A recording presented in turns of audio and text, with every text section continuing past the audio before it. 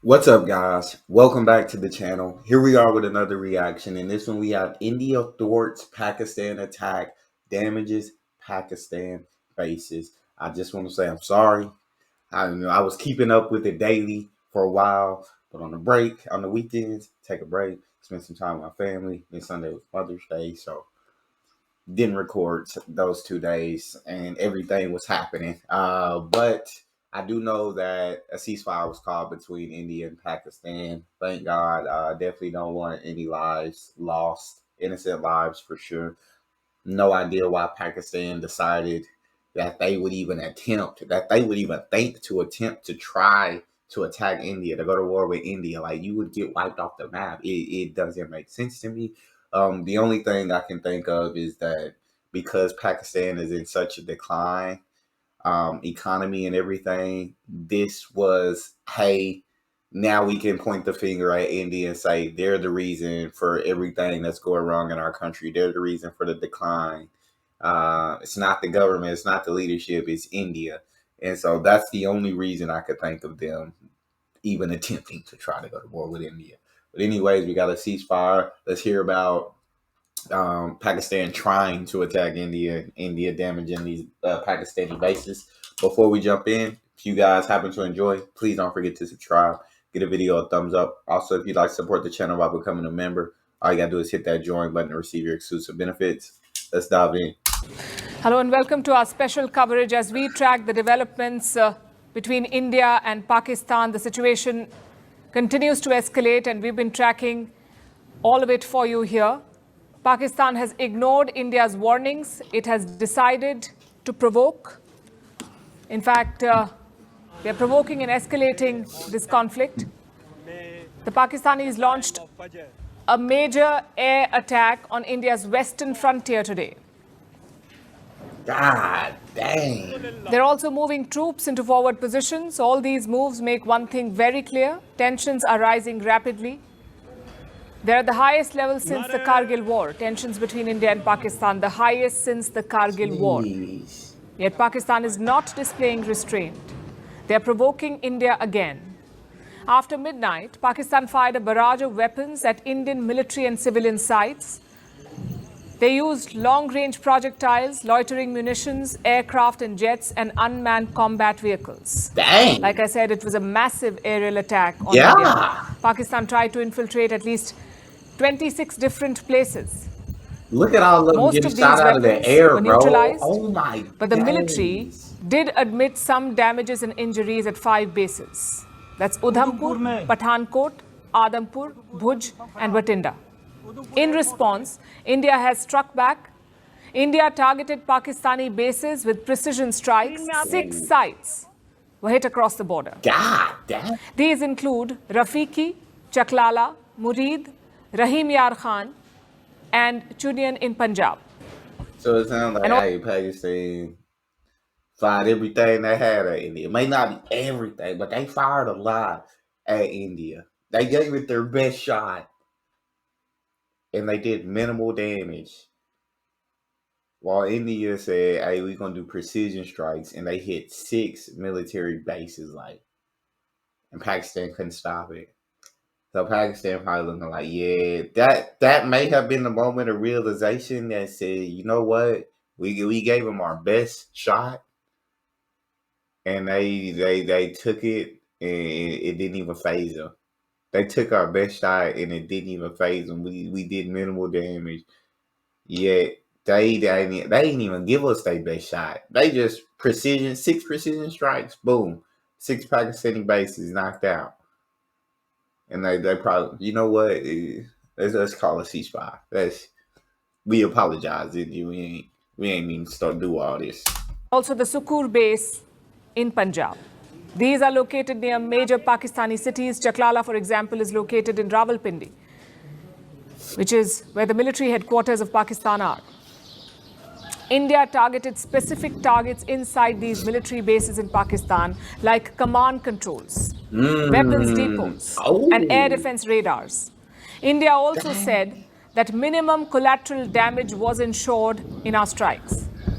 That's India. Pakistan has given a code name for its operation, Operation Banyan al-Marsus. It's a verse picked from the Quran. It basically means a firm and compact structure. The only thing firm and compact was India's response, though. Ooh, Take a look at this strike I like on the it. base near Rawalpindi.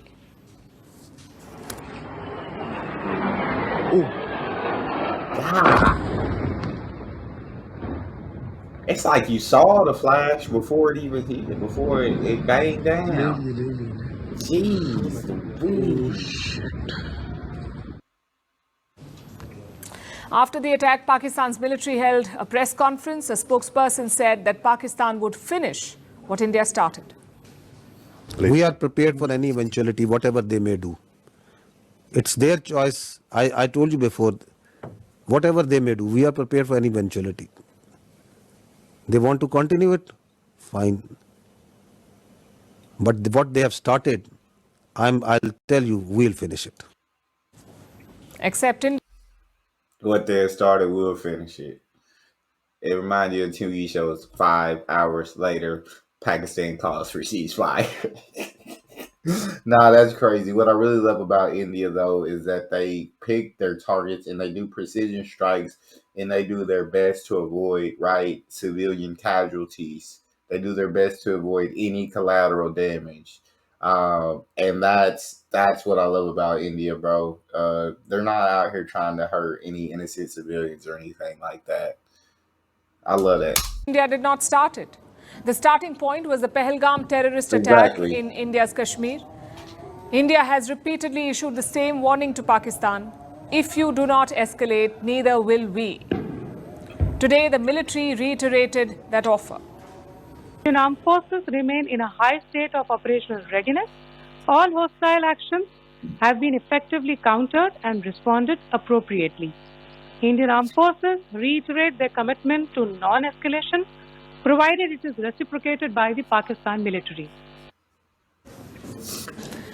India is not taking any chances. Today, the National Security Advisor met India's Prime Minister. The three service chiefs also huddled in the Defence Ministry. Clearly, all bases are being covered. Some 32 airports have been shut across the northern and the western frontier. They will remain shut until the morning of May 15. Ooh. On the other side, Pakistan has shut its airspace. It will remain closed for the next 24 hours. Meanwhile, world powers are growing nervous. Today, U.S. Secretary of State Marco Rubio spoke to General Asim Munir. He offered to play a role in de-escalation. Later on, Rubio also spoke to India's Foreign Minister S. Jaishankar. Again, he urged restraint and de-escalation. China, too, has reacted to this attack. Beijing has urged both sides to de-escalate. They have offered to play a constructive role for peace. Of course, that also depends on Pakistan. We are getting mixed messages from their side. The military was all bravado yesterday, but the defense minister says we won't go further if India does not. Okay. Now, this lack of clarity is a key issue in this conflict. Yeah. Oh, Another worrying factor is Pakistan's troop deployment. Islamabad is rushing soldiers to forward positions. Again, this is not a sign of de-escalation. These are two countries on the brink of an all-out war. Any miscalculation at this point could be deadly. Agreed. Sorry. And we told you about all that has happened last night, but there's a lot that also did not happen. Yet it is still all over social media and in some cases mainstream media too. You see, in the fog of war, fake news travels faster than facts because facts wait for verification, but lies, they run on adrenaline. At first post, we are cutting through that clutter. We are fact-checking what's viral, what's being weaponized, and what's flat out false. And right now, there's plenty of it. Claim number one, Pakistan destroyed India's S-400 air defense system. It's all over social media. Even Chinese state media, the Global Times, has shared it. This is fake. Wow.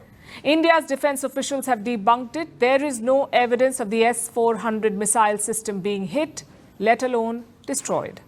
The claims that they have made about attacking and destroying various places, various military installations and facilities, as has been pointed out by my colleagues here this morning, are completely false. The claim about the Air Force station in Sirsa being destroyed, completely false, as you've seen. The claim about the Air Force station in Suratgarh being destroyed, completely false again, as you have seen. There's a claim that has been made that the S-400 base at Adampur was destroyed. Completely false, once again. Just out here lying. Ain't nothing but lies, lies, lies.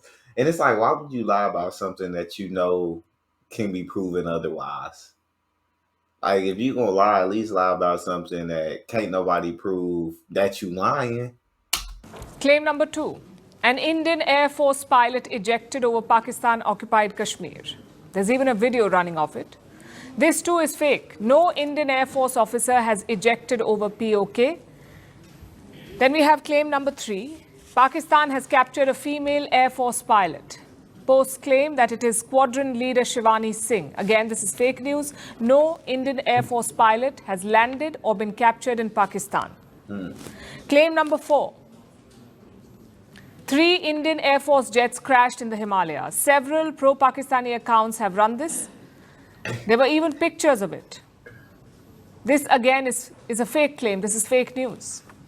The picture being circulated is from 2016. That's crazy. Claim number 5. There was a Pakistani cyber attack on India's electricity grid. It said 70% of the grid has become inoperative. This is fake news. There is no problem with India's electricity grid. It is fully operational. Claim number 6. The Delhi-Mumbai flight route is temporarily closed. This is the busiest flight route in India, the Delhi-Mumbai route. In 2024, it was the 8th busiest domestic route in the world. Dang. Now, some reports said that this route was closed. Again, these reports are not true. The Delhi-Mumbai flight route is very much operational. Claim number 7. There were 10 explosions around the Srinagar airport. This was reported by Reuters and run by news platforms like Al Jazeera. Again, this is fake. There were no explosions in Srinagar. Claim number 8. There were explosions heard at the Jaipur airport. Again, this was fake. The district magistrate issued an instant clarification. The Jaipur airport is completely safe and functional. So you can see how much misinformation there is on the internet, and it is being amplified every single day. It's like, how many lies were told? We got all the way to claim number 8. If Pakistan was doing that good, they wouldn't have called for a ceasefire. They would have been like, we finna take advantage of this. If they was doing that good, they would have been winning. If all that information was true, that's how you know it's false. Here at First Post, we are not out to inflame. We are here to inform. Even if it takes time, even if it means pushing back against the noise, we will only tell you what's verified, what's confirmed, and what's true. Because in times like these, facts matter more than ever. Agreed. Completely agree. Less than 12 hours. That's how long it took. Last evening, the IMF cleared $2.3 billion in funding for Pakistan, and in less than 12 hours, Pakistan launched another attack on India. That's insane. The sequence is hard to ignore. The fact that it will be cleared for a $2.3 billion loan to Pakistan during a time where they're trying to attack India, the IMF approves that loan, is absolute insanity to me. Was Pakistan just waiting for the money before it acted? The IMF board has approved 2 tranches for Islamabad. One is a $1 billion loan. This is under the current bailout, the 24th debt relief package given to Pakistan. That's right. We've been telling you about this. 24 bailouts. That's the most that any country has ever received. Pakistan has been given 24 IMF bailouts. And even that is proving to be insufficient for them. So the IMF has approved a second loan. This one is worth $1.3 billion. This is under the IMF's Resilience and Sustainability Program. India raised concerns at yesterday's meeting and abstained. Then New Delhi issued a formal statement. It said Pakistan's track record is poor. It warned of the risks of repeated bailouts and questioned how IMF funds were being used by Pakistan. Yeah. India called Pakistan a prolonged borrower. Despite this, another $2 billion were approved for Pakistan. So why did India abstain? Why did India not vote against this move? Because there's no such provision. The IMF does not allow a formal no vote. Members can either vote yes or they can abstain. So India abstained. And that's how Pakistan's loan extension went through. What you mean? The They I- can vote yes or they can abstain. So if too many countries abstain, does that mean it won't go through? Which literally means abstain is like a no vote, or I don't. Does the majority have to vote yes for the loan to go through? That's my question. IMF's decision is being widely condemned. Omar Abdullah has spoken about this. He is the Chief Minister of Jammu and Kashmir. He asked, how can global powers talk de-escalation when the IMF funds Pakistan's war effort? Omar Abdullah has voiced what many have been thinking, that the IMF is indirectly paying for this escalation. The International Monetary Fund is bankrolling Pakistan's military offensive and terrorist factories, and this is a matter of fact. Pakistan's army plays an outsized role in its economy. Even under a so-called civilian government, the army controls land, they control industries and investment councils, they own large business ventures. The Pakistani military shapes financial decisions. The military runs Pakistan's biggest conglomerate. Jeez. Look at these numbers. In last year's budget, they allocated over 2.13 trillion Pakistani rupees to defense. 2.13 trillion Pakistani rupees. That's more than 7 billion US dollars. It was a 14% jump from the previous year. That's the kind of money they're giving to their military. Jeez Louise. Meanwhile, the education budget is not even 2% of their GDP. The healthcare budget, less than 1%.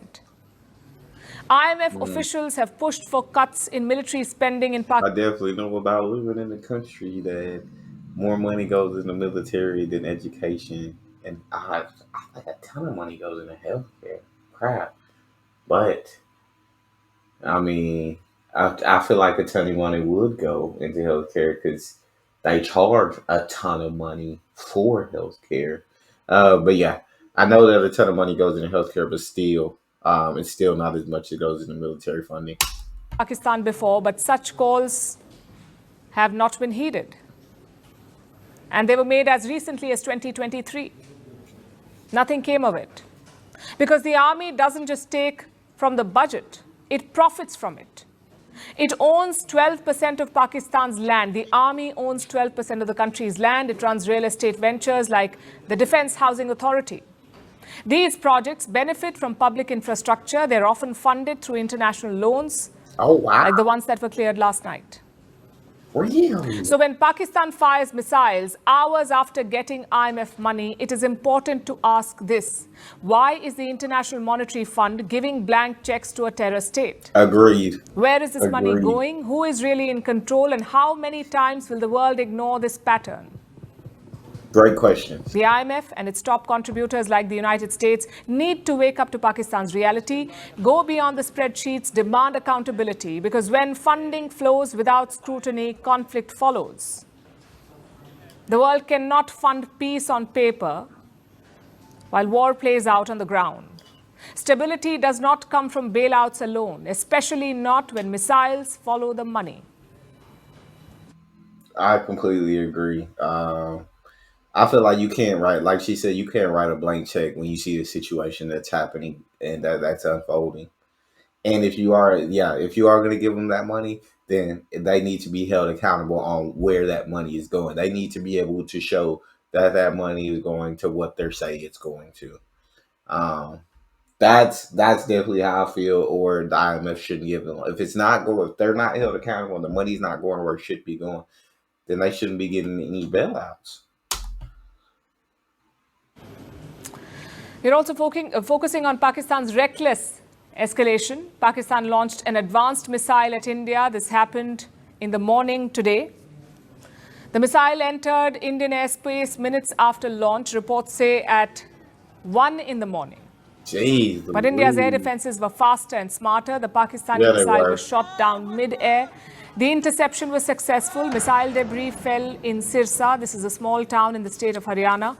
It is along the border with the state of Punjab. Sirsa is about 200 kilometers away from India's national capital, New Delhi. No casualties and no damages have been reported. That's great news. India's response was swift.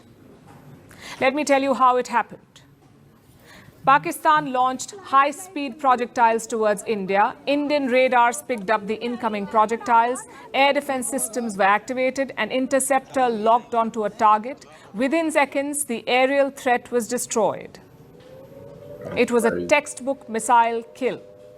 Videos of the interception went viral. Residents in Sirsa notified Indian defense officials. By late morning, images of the debris could be seen. Analysis of the destroyed projectile is still being carried out. Pakistan's media claims that it was a Fateh-1 missile. This is according to the Pakistani media. Other reports also say that the Fateh-1 was fired into India. Again, India is still analyzing the type of projectile that was intercepted. Okay. The Indian side has not confirmed what kind of projectile this was. Nonetheless, let me tell you. It's just crazy to think like missiles flying your way, like here in the U.S. Like in my lifetime, at least, it's just we never been under a threat of an attack from another country. Well, I guess yeah, in my lifetime that I can remember, I'll say that. And so I feel like I would have been terrified in these situations. I don't feel like the Indian people were afraid. I feel like they kind of knew like them versus Pakistan is really not a threat at all. So I feel like the Indian people weren't really afraid in this situation. But I've never experienced nothing like this. So this would have been terrifying for me. More about this missile. It was one of Pakistan's short-range missiles inducted in 2021. The Fateh-1 is a surface-to-surface weapon. It has a range of 140 kilometers. This weapon is meant for deep strikes. It is not a deterrent. The Fateh-1 is only meant for attack roles. Pakistan said that the missile could defeat any air defense systems. They may have fired it today, not as a test, but to attack India. India says high-speed missiles were fired at air bases in Punjab. One of them may have been the Fateh-1. अंतर्राष्ट्रीय सीमा और LOC पर श्रीनगर से नलिया तक 26 से अधिक स्थानों पर हवाई घुसपैठ के प्रयास किए गए। भारतीय सशस्त्र बलों ने अधिकांश खतरों को सफलतापूर्वक निष्क्रिय किया। फिर भी वायु सेना स्टेशनों पर उधमपुर, पठानकोट, आदमपुर और भुज बठिंडा स्टेशन, इन सब पर उपकरण व पर्सनल्स को हानि पहुंचाई। मैं ये भी बताना चाहती हूँ कि पाकिस्तान ने हाई स्पीड मिसाइल सुबह 1:40 पर इस्तेमाल करके पंजाब के एयरबेस स्टेशन को दागने की कोशिश की। Now this is a major escalation by Pakistan. So why are they doing it? Why are they escalating tensions? Because their army is desperate to stay relevant. Their politics is a circus. Their economy is on life support. The Pakistan army is trying to keep the country united by attacking India. And they're doing this by launching missiles. The only message it sends is this: Pakistan's army is reckless, it is irresponsible, and it wants to wage war. I completely agree. This was not a that. warning shot, it was an open challenge. India, for its part, has been a responsible nation, a responsible power.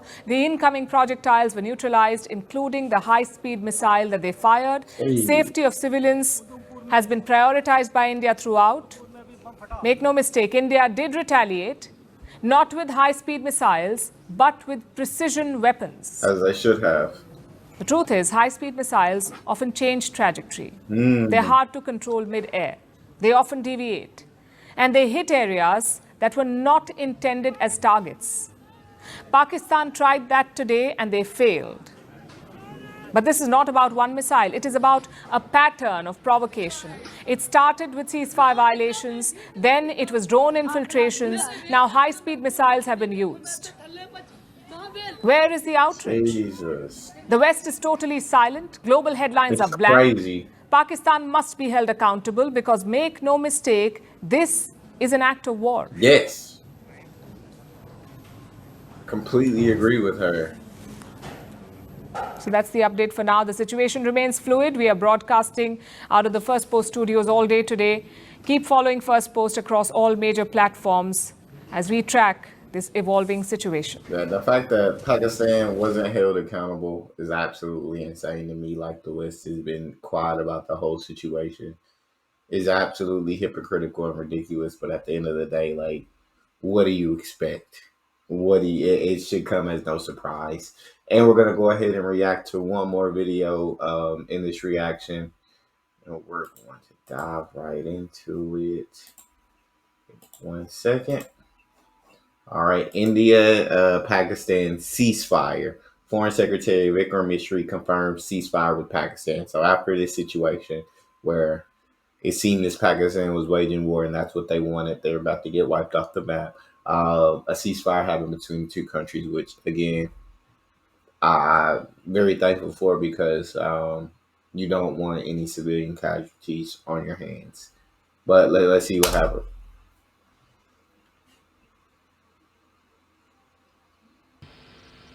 Good evening, ladies and gentlemen. I have a very brief statement to make.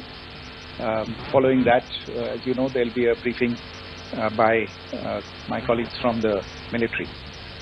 The Director General of Military Operations of Pakistan called the Director General of Military Operations of India at 15:35 hours earlier this afternoon.